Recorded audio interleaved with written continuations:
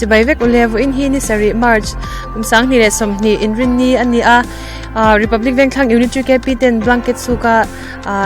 ai in hlo na natang kan ne he helai mun hi tuirial ania a mun te hi anwam ya member po kan kalcha a tuna hianin vo ina kan hun man kan natlan na a kan program te tlem ilau clear hawang o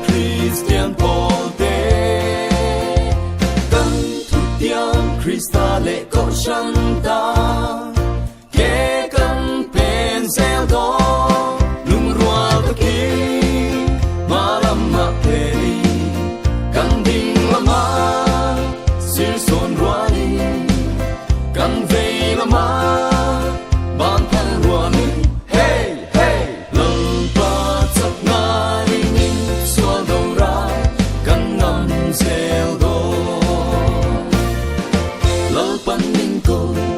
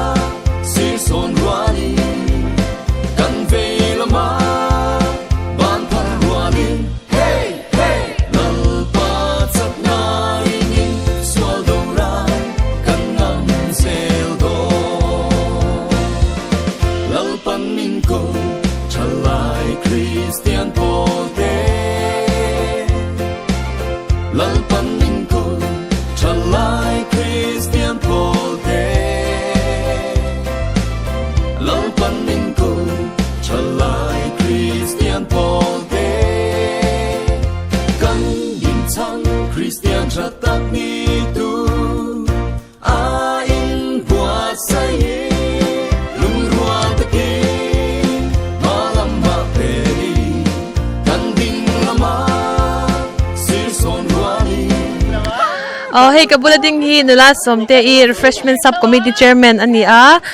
tu na vo ina kan ele ilam pangte tlem kan lau zadon ni somte chibaile chibaile hey vo in blanket su ka hanin mi engzan nge kal there reng cheu tira kan in char na ka chan mi som ruk le kem kha kan nia ma che rong ka bel hlek khan domin ka sha som sari chu kan la tling lo de wanga ta bel bol chu kan ni in ka sha alam kan tam he me so tu na hanin enge voina kan e tu hanin kan menu kha kan shicha ka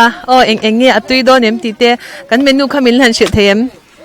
nia hey thei to pin kan in ba se refreshment subcommittee lam te hi I va appoint e le in hi I atui lo ang ti kan hlawa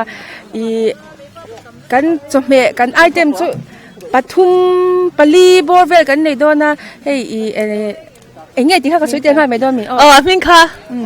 I bong sa le alu kan pol kan me dona chan ti don le me tu don lu tuk ringot I chanin I